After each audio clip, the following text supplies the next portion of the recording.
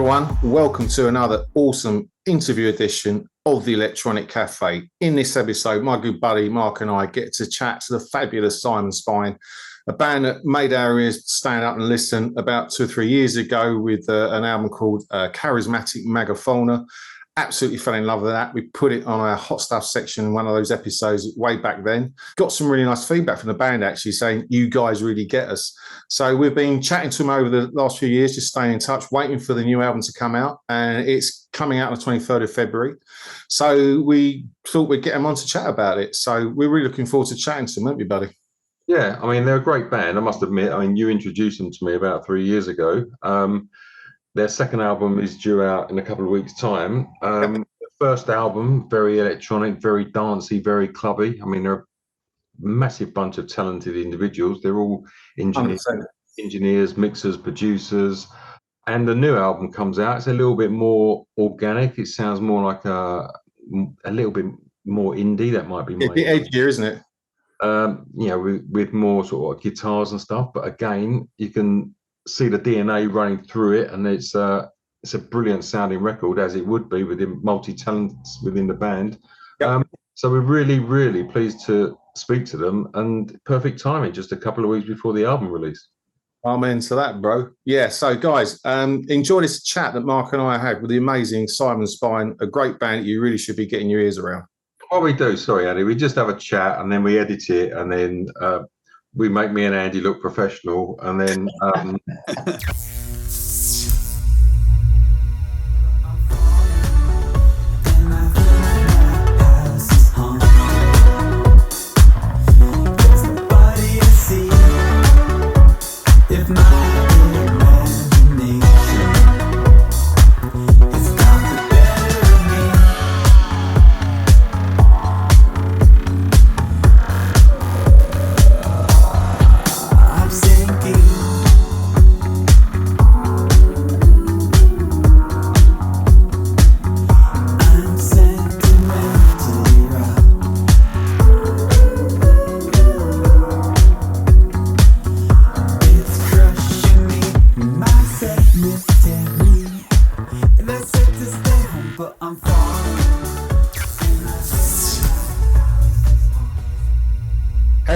welcome to this fabulous edition of the Electronic Cafe. Look, we heard about our guests that we got on this show. We were kind of BANDCAMP hunting, found them through that, and I just said to Mark, you got to check these guys out. And then we decided to tell everyone on the Electronic Cafe about them. So we're delighted to have the magnificent people from Psymon Spine here on the Electronic Cafe. Guys, it's so awesome to have you here. Welcome. Good morning, guys. Guys, thank you so much. Looking forward to this. All the way from New York. Look, I say welcome. Obviously, we were a little bit late to the party with this bad boy, but we're so glad we did. Yeah, we found, I know you had some stuff out before that. Also loving what we're hearing of Head Body Connector. There seems to be a big buzz for this, your third album. So, you know, you must be excited about bringing this to people's ears. It's going to feel so good to have it out of our house and into other people's houses. Yeah, bringing it to everywhere. Literally and figuratively. Yeah, literally stacks of records in our house. Yeah, Peter, you know, we've been fortunate enough to hear it. Absolutely love it, by the way. But it sounds like it's kind of got a bit of more of a live edge to the previous album. So it's almost, I don't know, is it to play live compared to some of your previous albums? Is that a fair call? Yeah. It was pretty intentional. We were there were a few things. Well, we wrote most of it during lockdown. Right. So a lot of it was, you know, us feeling really pent up and you know, remembering playing live and kind of romanticizing it. And you know, that in addition to the fact that the last record, you know, we loved playing it live, but it posed a lot of challenges because we had written it kind of half as producers. You know, it was like we were composing and producing at the same time. This time we wanted to be really mindful about writing only for the instrumentation that we have live. In most cases, trying not to have a lot of extra stuff so that we could, perform and we wouldn't need a laptop on stage or anything like that. The Charismatic Megafauna album is very groovy, very funky.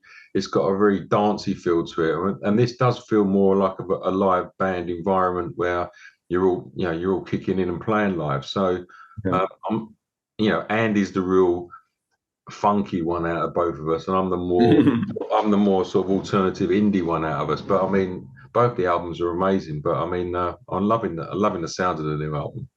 Thank you. Thank you.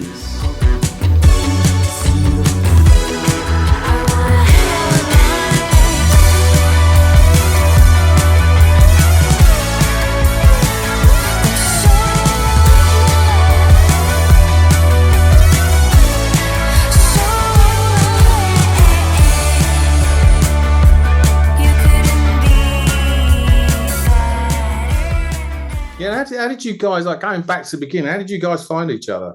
Well, so Michael and I went to high school together. We've been friends for like over 15 years. We had a project that was kind of like a house music, like very early 2000s, 2010s, like log housey, like we were into Daft Punk and Justice and stuff. We still are. But so we were doing that. I went to college in upstate New York, and Michael went to school in LA. We got asked to do a little Euro run with that project, and Michael was tied up with school, and so it couldn't work out. So I had just met Peter like a couple weeks prior, and we had sort of been like playing with the idea of starting a band. We'd even had like a couple like light jam sessions and rehearsals and stuff like that. But we really didn't know each other very well. And I was like, do you want to come to Europe with me? And he was like, okay. And that was where it all started. And we were playing me and Michael's music primarily, but Peter was already kind of putting a spin on it. And then when we'd have breaks, like we were in Paris, we were in a hostel, and we had Ableton open on my laptop, and we started working on the first demos that would become Psymon Spine songs. We met this guy in London that we played the demos for, and he wanted to release them. So it started like that. And then basically what happened was Peter and I got back to school, started a band. It went through a lot of lineup changes, and then when Michael ended up back on the East Coast, when he wrapped up school, he went to audio engineering school out there, and when he came back, we brought him back into the band, moved to New York after college, kind of classic. One thing that fascinates me is that you're all really talented guys. You're all mixers, producers, engineers. How does the workload, how does it fall amongst the band? Do you all have ideas for songs and then you all chip in, or how's it divided up between you? Yeah, well, we've been like starting songs more from the ground up recently, and that's our plan on the next album we're going to start writing. Yeah. For Charismatic Megafauna, it was a lot of pretty like finished demos that an individual would make, and then we would finish them together. On Head Body Connector, it was a lot more like we were all together writing from an earlier stage. So kind of each album we try to work together like sooner in the process. Yeah. And we produce. Mike is our like engineer. But all of us produce, so we kind of take turns at the helm, when we're in front of the computer, doing a little editing and all that. When you're doing the final mix, you all sit together and do the mix, do you? Is that how it works? Or there's like a lot of I think like ideally it's like I take a stab at it, and then we kind of do like these, like if you would picture a car with 3 driver's seats, moments, and then I'll get out of that car and then get back into like my 1-seater car and drive for a little bit. It's like in the Simpsons intro sequence when Marge is driving, but Maggie also has like the horn, the little horn. That's me and Peter. Noah and I are incredibly annoying. We're unbelievably annoying. Maybe it changed before you noticed. Maybe you're wrong, but I'm moving on. Maybe you're wrong.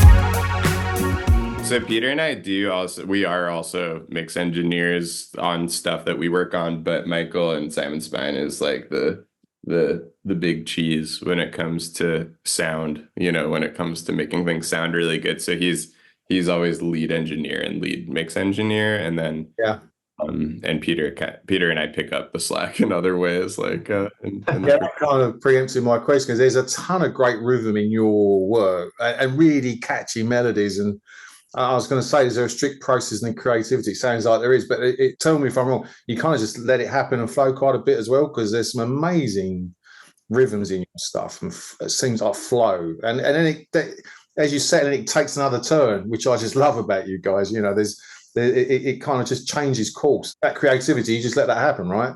I think the ones that change a lot of course are the songs that tend to like go through a lot of different phases in the song itself. You can tell those are songs that the three of us at some point had like a clash of the heads, where we would be kind of trying to put a ton of ideas and change a ton of ideas in one song. So I feel like you can hear the songs that we all really like had like a big part of and we're constantly trying to mold, because they end up being like these kind of weird, shape-shifting songs. And then some of the ones that are more like, like some songs we'll write in like a day, and you can tell from that too, when it's a bit more kind of like the same kind of repetitive. We're all kind of running on different tracks in a way, but we all meet somewhere along the track. It's kind of like, we all have different jobs we do outside of the band that bring us into different circles, and so each of us always has like a new phase we're going through, and it's rarely the same phase, which means that when we're coming together to make the record, there's usually kind of like an overarching thing we've agreed on. It was kind of like Charismatic, Megafauna. I think we all agreed we wanted it to be we wanted it to be groovy, and we wanted it to be these couple of things. Head body connector, we knew we wanted it to be a bit more live. There's sort of like these general umbrellas that we can agree on, but when it comes down to the micro details, we're all always in different places. So it's always a lot of butting heads, and also creating like, just going places that I don't think any one of us individually would have gone to. And I think that's what makes Psymon Spine interesting. I also think it's like what makes it challenging for some people is that it takes so many turns, and it takes a certain kind of very open-minded listener, I think, to get into it. But that's very refreshing, really, because we want that DNA of Psymon Spine going through the songs, but you don't want every album to sound the same. I mean, you touched on it there. I mean, Charismatic Megafauna is a very dancey album. There's some rhythm guitars in there. And you mentioned Daft Punk earlier. I mean, there's certain elements of that dance side of electronic music in that album. The new album, not so much, but you can still tell it. You can still tell it's you guys. I mean, me and Andy was in bands together, and we used to turn up to rehearsal every week, and we used to put through the PA system what we're listening to at the moment. It might range from New Order, Duran Duran, or James Brown, or whatever, and everyone's sort of chucking things in. And we found that we tend to write a song, or try and write a song, based on what we're listening to at that moment in time. And I guess all bands are that big mixing pot of sounds. Yeah, and I love the fact, as you say, you're on these separate journeys, it all comes together really nice. Brother Michael, a quick I saw on your remix, you had on your remix sound, you had Joe Goddard from Hot Chip. Did you get to meet him, or was it all done remotely like a lot of these things are? And it must be great knowing you got a fan in someone like that. Yeah, we just kind of we're like big fans of like the remix concept. Like, it's taken a back seat, it seems like, culturally. Like, I feel like when I was like younger, it was like cooler to have bands do remixes of other bands, and it still happens a bit, but it seems like that's kind of like faded out a little bit, and so coming back a little bit. But like, it's something we want to like kind of do a lot of with like every album is doing, kind of like and I'm sure we haven't even really like started figuring that out for the head body connector, but with Joe it was like we sent we had like kind of like a list of people that would be like dream remixers, and Joe was like, I really like this song, and so Rested, we were tested and hidden hard until we couldn't think. Even with no reasons left to be, I just needed one to speak. I'm so far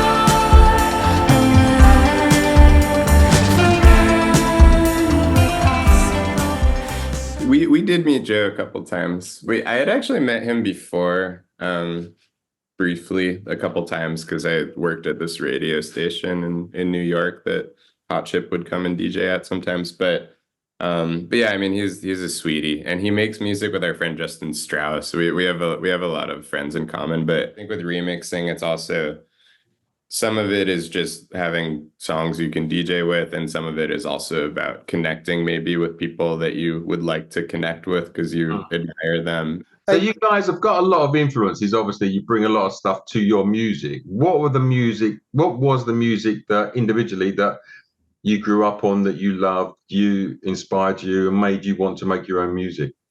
It's different for all. Do you want to? Why don't you? Yeah, for all of you, I'd be interested to know all three of you what your origins are from. I mean, I feel like by the time I was in high school and the more like formative years when I started writing music, it was things like Radiohead, and I was also just getting into stuff like Justice, so there's some middle ground there. But I feel like mine was a bit more of like the kind of classic like sad boy indie stuff, and then also some fun music, but and a bit more like 90s to and 2000s focused. Things like Broken Social Scene, like kind of more like like the indie rock, and I think it's like the Gorillaz were like my favorite band back then. Mr. Albarn, I kind of think is one of those guys I put in the genius bracket, you know, because Gorillaz and it's very clever. Even done a Chinese opera, for God's sake. Yeah, right. Yeah, he's a pretty clever guy. What about you, Noel? What about yourself? Yeah, I mean, I went through all the phases. I mean, I was like middle school. Weird Al was my first concert ever. I was into, growing, I mean, in like fifth grade was like Green Day and My Chemical Romance and stuff. I feel like that stuff still has a big place for me. But yeah, in high school, MGMT and LCD Sound System. Yeah. I mean, it's kind of classic. It's like you get into the modern band, and then you start listening to the influences. So of course that's how I ended up, into Liquid and Heaven 17 and Talking Heads and all of that stuff. It's like through that stuff. And then I also listened to a lot of, like, in college especially, I listened to a lot of just like 70s, late 60s, 70s psych rock from different, like in Brazil and Cambodia and stuff like that. I was really into that kind of diasporic. I feel like when I met you in college and we started stuff, besides that, like the 70s psych rock thing, I feel like you were really into the like really happy 2008 indie music. For the bands, which is why it was funny when we first started writing together, because it was like Vampire Weekend and Rudy. It was like these opposite sides of what we thought was cool for like that genre. Yeah, that is true. I sort of forget about. I went through a lot of phases, but that is true that when Peter and I met, he was into. I mean, it was basically just like I only wanted to write with major chords, and he only wanted to write with suspended and minor chords, and then we ended up meeting in the middle and almost flipping at times, I would say. Yeah. Nice. What about you, brother Michael? Well, I was kind of blessed with having a way older brother. So as a child, I was kind of hearing things that I think I wouldn't have otherwise heard. So like I really loved like those Presidents of the United States of America songs, and then I kind of grew up into like the Nirvana Sonic Youth world by like middle school. And then, I kind of took like I've always loved that stuff. And I've always kind of like, I was that classic like 9-year-old that wants to play guitar, that I was like obsessed with Slash. I still really like Slash, but I was on the like classic radio train for a bit. But yeah, then like really kind of like musical discovery era for me was like high school, where I was like still staying in the like Sonic Youth world, but also kind of getting into the like electronic-y kind of like French house music stuff. But then also my brothers would really bully me if I couldn't like provide receipts of if I said I liked something, it would be like, no, you don't. So I would have to become like a historian on everything. So when I was getting into electronic music, it was like I then had to like, you know, like learn about Vince Clarke and learn about New Order and learn about like all that shit. So it's like, I don't know. I think the thing that is just occurring to me now is just the fact that Peter and Michael both had older brothers, which meant that they skipped an entire era of like shitty music that I just like waded through, you know, on hand and knees, and like I was the older brother. So jump rope, jump rope, jump rope, jump rope, jump rope, jump. Jump. No fun, no fun, no fun, no fun, too much fun. Jump.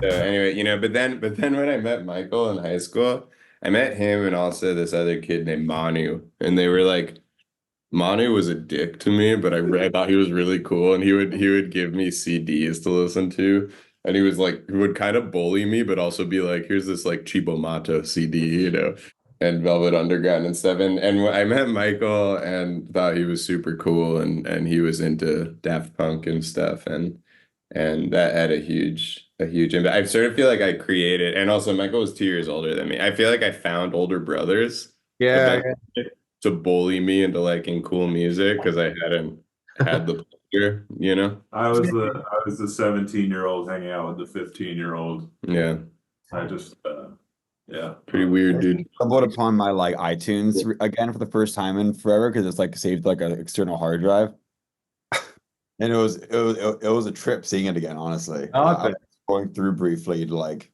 I had like that was in like the age of like you would give people DVDs just full of music that you can't play but you can like download or you know like put onto a computer. yeah. It's like I had like a 200 gigabyte iTunes or something, which I feel like back then was like pretty That's expensive, you know. like 3 iPods, dude.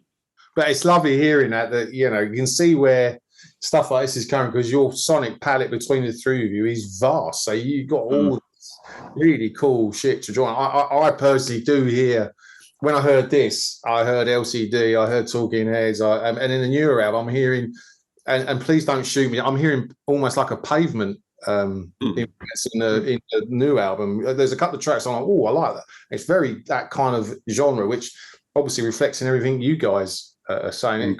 I think that's a fantastic thing to have, that you're not just this one-trick pony, but you've got this huge sort of tapestry of stuff to kind of drill into, and it comes across really clearly in this stuff. And I know you're based in New York. So when can we see you on this side of the pond again? Because really looking forward to seeing the UK. May, May. we're back, baby. Nice. We're playing the Lexington in London, and I don't remember the exact date, but early May, like or mid May, maybe the 14th or 15th. 15th, yeah, we'll be there. Sweet. Oh, yeah. Please come on back. Yeah, hopefully there's no overzealous security woman in that venue. We can get. I don't think the security is overzealous when we're headlining usually. You know, I'm saying to everyone in Electronic Cafe Land, if you haven't seen these guys or heard of them, you got to, because you're missing out. You know, you're a great band.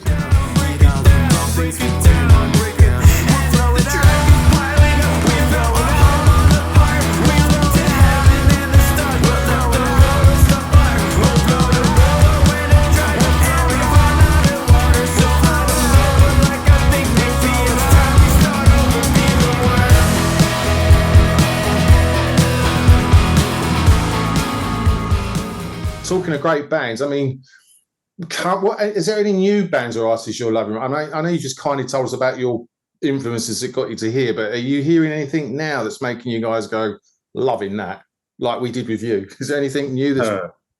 I'm obsessed with Spirit of the Beehive. Yeah. That's right now.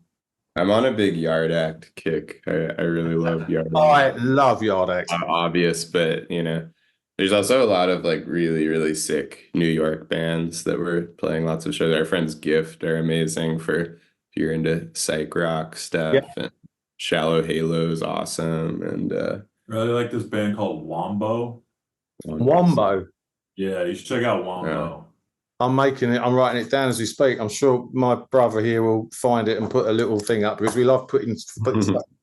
Yeah. There's some great bands you just named there, by the way. Really cool stuff. I love one other fun New York band. I'm friends. Some people I work with are in a band called Pure Adult, and they are insane. Oh yeah, dude. It's like the sickest live show I've seen in a long time, honestly. But yeah, it's like really heavy, but it's really good. nice. Like I wouldn't listen to it with company over, you know what I mean? But there's something special about New York bands, I think. I mean, I've been to New York about 4 times, and I think the East Coast, whether it harks right back to Blondie, Talking Heads, or whatever, the East Coast music for me is so much cooler than West Coast music.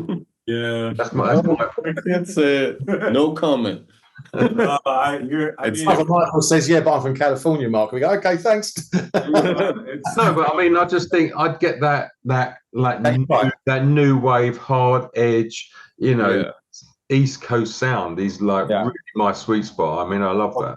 It's like cold and disgusting here, So LA is on island time. You can't expect them to make angry music. I mean, it's funny. It's like the music is a lot cooler, but like there's like a little bit of like an economy there where it's like the music's really cool, but everybody in the crowd is that thing where it's like I was at a show a couple weeks ago and it was just like the music was sick, but the entire audience was just kind of like, like nobody was dancing. And you get this kind of like, with certain crowds, you get this sort of like nobody dances, or it's like it's not cool to dance. But then there's people that like do dance, and it's like there's so much shit happening. I mean, this is classic big city London. London, in my experience, is similar. It's kind of like when there's so many places to go, everyone's so busy, so stressed about money, and you go to a show and it has to really blow your mind to in order for there to be any reaction. But at the same time, I don't know, when I don't want to give the wrong impression, because I think it's harder for bands that tour and then play in New York because people are like that. I think if you live in New York and all your friends are at your show, it will be lively and it'll be the local scene is not like that. I think that's more for like the more like professional big touring band. Because like a local show, then it's fun. And it's also just, it's so big, there's so many microcosms, it's hard to really define it. But I do think it's true what Michael's saying. And as far as West Coast, there's actually like increasingly all these amazing bands coming out of the West Coast and LA. I sort of feel like people are starting to realize that you can live comfortably and still make good music, and maybe it's even like good for making music, where it's the New York attitude and the London attitude have always been about kind of like scraping by, paying, everything is going into rent, and your time is, you have to be very efficient, you have to manage your space is a commodity, so you can't have too many people in your band, there's a lot of that stuff happening.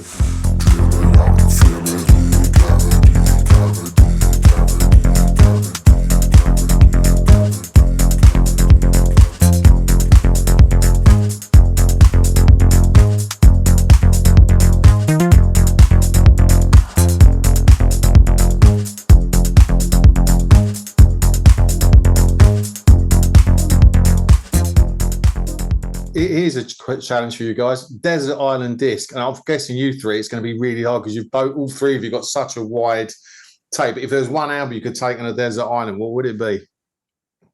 Because me and Mark always talk before and go guessing. We never get it right. I've got it right once. I've got it spot on once. Oh, who was that with, mate? I guessed a Japan Quiet Life with Magnetic Sky. Oh, with Magnetic Skies. Yeah, that's right. Wait, well, you guys should guess for us. Yeah. Right. Oh, Jesus Christ. Okay. No, I'm not. I'm going to tell you right now, it's not going to be Japan, but no. Ooh, I would say, God, for Pete, I reckon it's going to be Once in a Lifetime. Remaining Light, Talking Heads. And I'm wrong and way up. That is, you do like that record. I to be honest, I don't listen that much Talking Heads, but I've listened to that album all the time. I love that album so much. So that's actually pretty. Dude, that's well pretty done. Brother Michael, I reckon I'm going to go Screaming Trees. I like it's ballpark. Well, And then I've never done this, but this is brilliant. You should do this more. I like the way you guessed Peter's one, and he said no, but you claimed it as a win. He said I listened to it a lot. I think it took me a second to. It's not what album you listen to a lot. If you guys tell us, I know it's difficult, but if there's one, and it'll probably change tomorrow. But if right now I said, right, you guys are on the desert and you got one album, what's it going to be? I think mine's gonna be classical music, if I'm being honest. Not I don't mean to be pretentious. I mean, like, I just think that I won't go crazy as quickly if it's long. You know, I think it's I was thinking like ambient music also, because I was thinking way dirty about it. I was like, well, it should have like, you know, like a kind of like a Pacific, you know, nice kind of island vibe, but kind of ambient. I can like hang out on the beach, you know. Classic ambient. Come on, brother Michael. What about you, buddy? You're not getting away with this. Moment. What is that? American Idiot. Oh, yeah.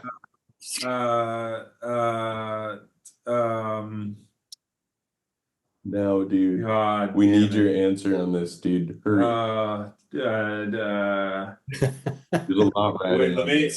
Let me just look at his. I think for me, it's gonna be like some Debussy or something. Daydream Nation, Sonic Youth. Nice. Oh yeah. Yeah.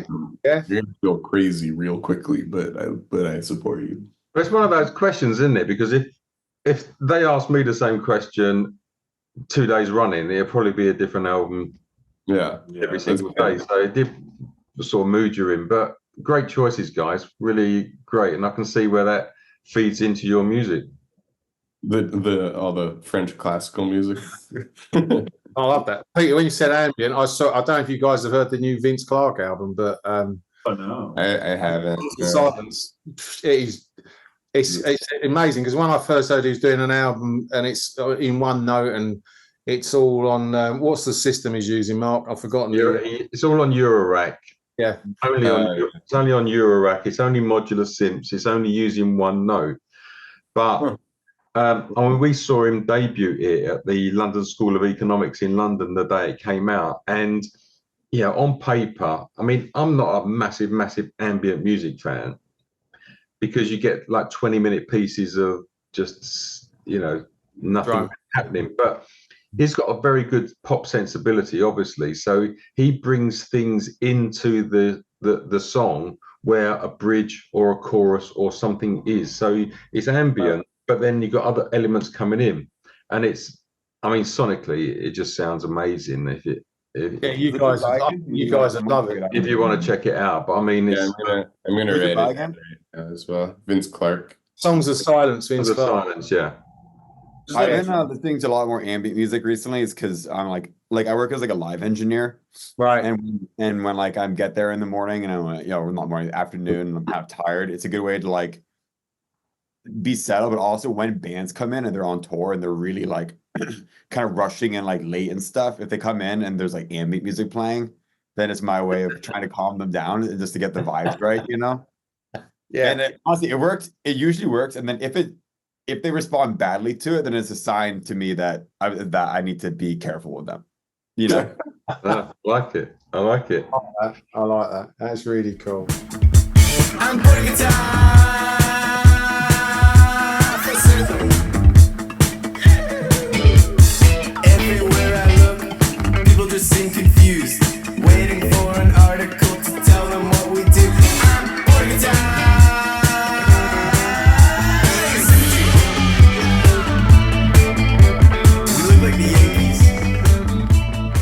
Guys, can't wait for everyone to get the album. It's out on the 23rd of February. Is that right? Is that the release date? Sounds right. Yeah, that's right. Yeah, and whose idea was the egg yolk kind of vinyl? That's amazing. I love that. I'm sorry, it was just so cool. Thanks, man. We have a friend, Andrew, who goes by Bucky Boudreaux. That's his kind of artist name. He's also an amazing musician, but he does pretty much all of he does 99% of our visuals. Oh yeah, well, okay. So basically the idea that we talked about when we were doing the album art was alternate measures of time. And so on the album cover, you have an egg that's cracking, and you have these rings. And the idea was this abstract idea of telling time based on the cracks forming outward, like non-linear measurements of time. So that egg became sort of a central idea. We also love what's the Wings record with the Back to the Egg. Back to the Egg, yeah, of course, right. And they have that one's like, I think the A and B side are like Sunny Side Up and Nice. Easy. Sounds really great as well. I mean, I've been listening to it a lot, and I was listening to it this morning before we spoke to you guys. I mean, it does sound really good. I really love it. Really appreciate it. We did some stuff differently on this one, so we're stoked on the positive feedback. That's super cool. And look, it's been great staying in touch with you guys. Really look forward to seeing you in May. Absolutely, and we will get you a beer, and no security ones getting in the way of that. Trust me. Yeah, no way, man. Well, we're really grateful. We really love what you guys do, and yeah, we commented on your YouTube video about Charismatic, but I mean, we feel like you guys really get it, and it means a lot. Thank you, mate. I appreciate that. No, we love you guys, and you know, Mark and I recommend you a lot to a lot of people. When people say to us, "What are you listening to?" I regularly, and Mark does regularly, says you got to check these guys out. So we'll keep flying the flag for you guys. We'll see you in May, and I wish you all the luck with this release. It deserves to be nothing but a massive success, and we're totally rooting for you guys. So we will see you in May. So good hanging, guys. Thank you. Peter, Noah, brother Michael, thanks for your time. Cheers, guys. Pints on us. Cheers, guys. See you soon. Yeah. Bye. Bye.